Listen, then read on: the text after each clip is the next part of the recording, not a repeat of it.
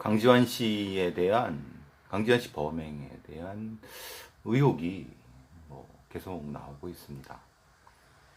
강지환 씨 사건은 다시 설명드릴 필요는 없지만 광주 오포에 있는 본인의 자택, 그 자택 겸 어떤 사무실이라고 해야 되나 본인의 어떤 공간이라고 할 수 있겠죠.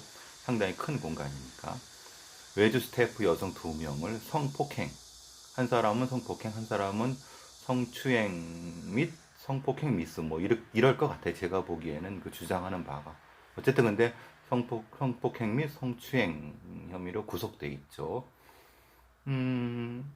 이제 여기서 이제 경찰이 의문을 갖는 거는 뭐냐면은 경찰 조사에서 피해자들이 뭐라 그랬냐면은 처음에 이제 그 3층에서 내려와서 2층에 있는 여성들을 이제 술이 취한 상태죠. 물론 당연하게도 그 방 전체에 대한 문 열쇠라든가 아니면 여러 가지가 본인이 다 가지고 있기 때문에 당연히 이 여성분들은 문을 잠궜을 겁니다. 아무리 그래도. 근데 당연히 다른 통로가 있을 수 있죠. 아니면 또 열쇠가 열 수가 있죠. 그거는 모르는 상황입니다.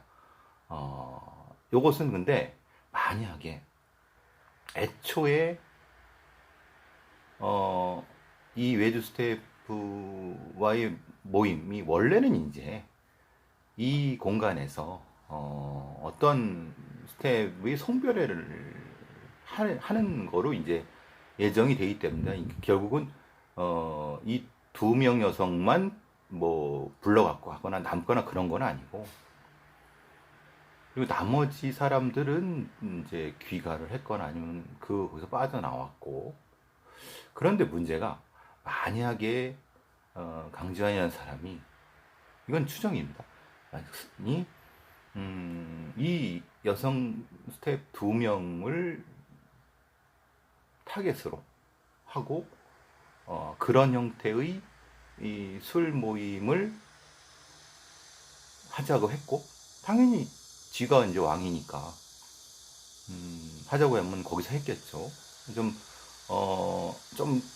꺼림칙해도 갑이 하자는데 을들이 어떻게 하겠습니까?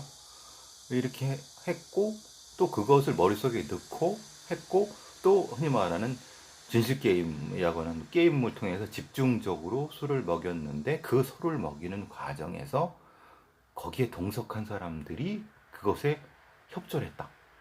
사실은 이것도 좀 많이 의심스러운 부분이에요. 왜냐하면은 우리가 진실게임을 아는 것처럼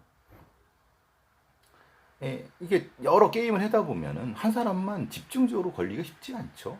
그거는 강지환 플러스 강지환 옆에 있던 사람들이 명시적으로 혹은 암묵적으로 도와줄 수도 있는 겁니다. 도와줬을 수도 있는 겁니다. 아니 만약에 그 도와줬다는 증거는 없습니다만은 이럴 수 있죠. 강지환이라는 사람이 눈치를 보니까 저 여자 스텝 둘과 셋이서, 그러니까 강지환과 둘만 술자리를 하고 싶어 한다 라고 눈치를 챌 수도 있습니다. 근데 그 눈치를 챈 게 강간을 하고자 하는 것을 잔립해줬다 이것이 아니라 둘만 그냥 이렇게 찝쩍거리는 추운덕거리는 정도인지는 알고 그냥 패줬다, 이것도 가능합니다. 그렇다고 해서 사실은 그 자리를 패줬던 사람들이 처벌받거나 그러진 않습니다. 그건 몰랐다고 하면, 물론 몰랐다고 하면, 만약에 알았거나 실제로 그걸 같이 공모를 하거나 또는 그것을 묵시적으로 아니면은 여러 가지 증거를 통해서 공모를 했다고 하면 이거는 특수강간죄가 될 수 있죠. 공범이 될 수 있죠. 그런데 아직은 거기까지는 아니지만 어쨌든 석연치 않은 이유로 둘만 남았고 짐이 무거우니까 콜택시를 불러주겠다 이러고, 아니면 그러려니 차라리 자고 가라. 왜냐하면 여기는 원래 이렇게 이제 스태프들이 와서 자고 그러는 공간이다, 공동의 공간이다, 이렇게 설득을 했다고 합니다. 그러니까 그런 면에서는 강지환이 만약에 그랬고, 그리고 그런 강지환의 주장을 다른 스태프들이 의도를 가지고 도와줬다고 하면은 그거는 특수강간이 되지만 의도를 갖지 않고 그냥 당연히 강지환이라는 사람이 그러고 혹시 그냥 찝쩍거리려고 하는구나 라고 한 정도였으면 그건 공범이 아닌 거죠. 그러니까 요거는 명확히 증거를 찾아야 됩니다. 제가 왜 이 증거를 찾으려고 그런 말을 드리냐면은 사실 이 범죄, 성범죄 패턴을 보면은 이건 CCM으로 분류해 볼 때 이건 서브오디네이티, 지배강간 형태, 그런 형태 아니면 소셜 어퀘인턴스 레이프, 사회적으로 인지도가 높은 사람에 의한 강간.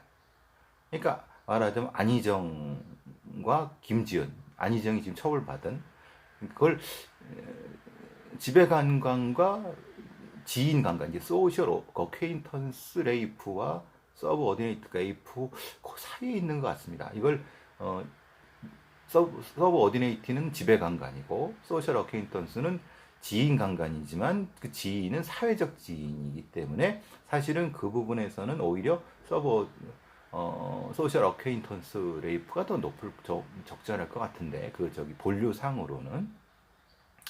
근데 이 경우는 만약에 이렇게 분류가 된다면 이거는 이게 딱 한 번만 있는 건 아닙니다. 다른 형태로도 분명히 범죄가 존재할 수 있는, 우리가 사실 뭐 정준영 지금 처벌받고 있는 것처럼 재판받고 있는 것처럼 이게 습관성으로 될 가능성이 높거든요. 그러니까 경찰에서는 반드시 이 부분을 수사해야 됩니다. 과거에도 이런 종류의 그런 어떤 성별애나 아니면 이런 술자리 모험을 그 별장에서 했고, 그런데 근데 석연치 않은 이유로 술자리를 했던 여성들이 소식이 끊기거나 아니면 굉장히 사회적으로 어디론가 사라져 버리거나 이랬다고 하면, 형이 그랬다고 하면 강지환이나 강지환 소속사가 몰래 합의할 수도 있는 거죠. 했을 수도 있는 거죠. 이건 전적으로 추정입니다. 이거는 뭐 제가 증거를 가지고 말씀드리는 게 아니라 이런 성범죄를 이렇게 분류한다고 하면은 이렇게 추정할 수도 있다는 겁니다. 왜 그렇게 추정할 수 있냐면은 지금 이제 경찰 조사에서 나온 얘기하고 피해자의 주장이 이렇게 됩니다. 피해자들은 경찰 조사에서 범행 직후에 이제 범행이라는 건 그런 거죠. 몰래 들어와서 한 사람, 이제 침대가 한 2개 됐고 이제 좀 공간이 큰가 봅니다. 말하자면 강간을 하려고 그랬는데 못하고 이제 추행만 한 거죠. 추행만 하고 소리치고 도망가고 침대 밑으로 도망가니까 다른 여성을, 완전히 취한 여성을, 그 여성 완전히 그 정신을 못 차릴 정도였나 봅니다. 그래서 강간을 한 거죠. 그리고 그걸 강간한 다음에 나간 거예요. 그 다음에 이 여성 둘은 그때 이제 대충 이제 정신을 차리고 전화를 하려고 했지만 전화를 못했어요. 왜냐하면 특정 통신사의 전파기가 안 잡힌다고 합니다. 근데 참 이것도 상당히 의아한 부분이에요. 광주 오포가요, 공간이 외지긴 하지만 요즘 전파가 수도권에서 안 잡히는 데가 어디 있습니까? 오포가 무슨 산속도 아니고. 글쎄, 혹시 물론 이게 중계기 문제죠. 사실은 전파가 안 잡힌다는 거는. 그러면 그 중계기에 문제가 있거나 그 중계기를 일부러 꺼놨거나 혹시 그럼 째밍이 되는 거죠. 그럴 가능성도 충분히 존재할 수 있는 거거든요. 그거 뭐 별거 아닙니다. 그 하는 방법은 전파방위 같은 경우야 뭐 우리가 이 어떤 특정한 전자상거에서 충분히 구할 수 있으니까, 만약에 거기까지 됐다면 이건 범죄 자체가 완전히 뭐 성격을 달리하는 거거든요. 근데 아무래도 굉장히 찜찜한 부분이 있어요. 그래서 그런데 이제 공용 와이파이라고 하는 것은 아시다시피 이제 이분, 그러니까 이제 이 피해자분들이 아마 강지환 씨 집에 와이파이가 있었겠죠. 있었거나 아니면 그 옆집에 와이파이가 보통 잡히지 않습니까? 보통 이제 이런 공간에도 옆집에 오픈 와이파이가 잡히니까 그걸로 이제 SNS로 보내서 이제 구조 요청을 한 건데, 그 와중에 바깥에 나가서 노래를 불렀다고 합니다. 그래서 강간을 한 다음에 노래를 불렀다? 아니, 들은 거 아닌가? 근데 문제는 불렀다고 얘기를 해요. 강지환이 또 노래를 또 곧잘 하니까 자기가 부른 거를 자기가 녹음해서 들었을 수도 있어요. 나르시시스트라고 하면은. 그럼 이거는 성격을 달리하는 강간범이죠. 완전히. 그런데 그래서 이제 경찰은 마약 검사를 했다는 겁니다. 근데 이거는 경찰이 잘못 판단하는 것 같아요. 그러니까 좀 애가 행동이 이상하잖아요. 어떻게 이걸 강간을 하고 노래를 불러? 근데 아닙니다. 그렇지 않습니다. 강간범 중에는 흔히 말하는 이런 이 지배력을 동원해서 강간을 한 다음에 그 다음에 일정의 성취감에 취해갖고 흥겨워서 노래를 하는 경우가 있습니다. 그러니까 강지환이 만약에 그런 유형이라고 하면 그 마약이 안 나오는 거죠. 나올 수가 없죠. 왜냐하면 사실 그 마약을 했으면은 이 사람이 이렇게 강간을 하고 강간을 한 명만 한 게 아니라 옆에 있는 사람을 옮겨가면서 하고 또 그 다음에 뭘 했냐면 거기서 이제 뭐 신고를 하니까 바로 한 7분 만에 출동을 했다고 합니다. 경찰이. 그동안 깨 있었다는 거예요. 있었다가 뭘 했냐면 경찰을 문에 오니까 열어주고 이쪽으로 오세요. 이러는 거예요. 만약에 문제가 있다고 하면 출동 경찰이 알아챘을 겁니다. 마약을 한 사람은요, 티가 나요.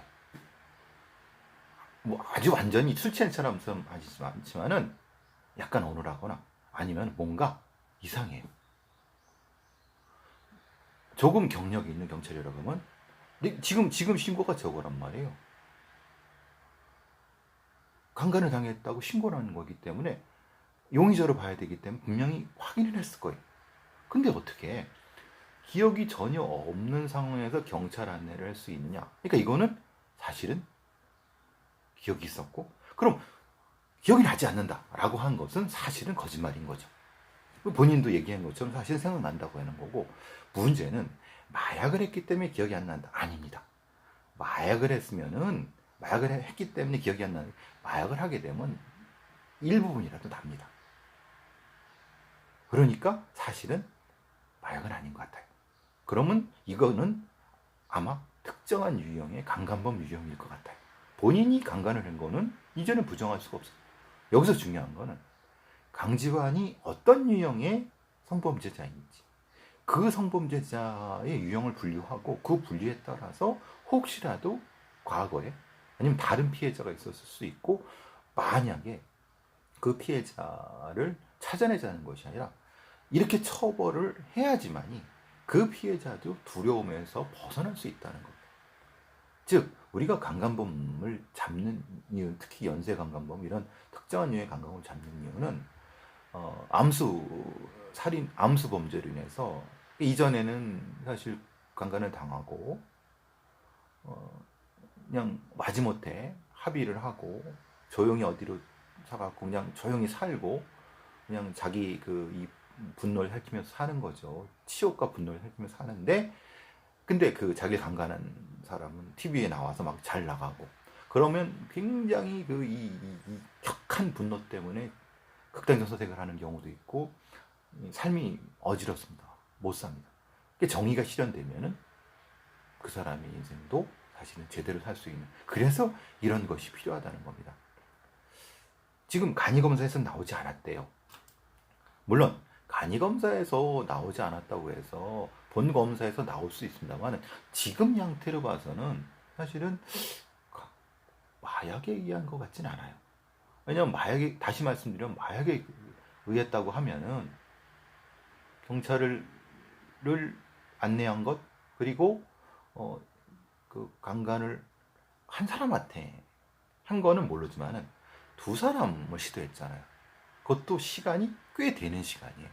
이렇게는 사실은 만약에 마약을 했다고 하면 이거는 사실은 이거는 불가능하거나 사실은 가능성이 떨어집니다.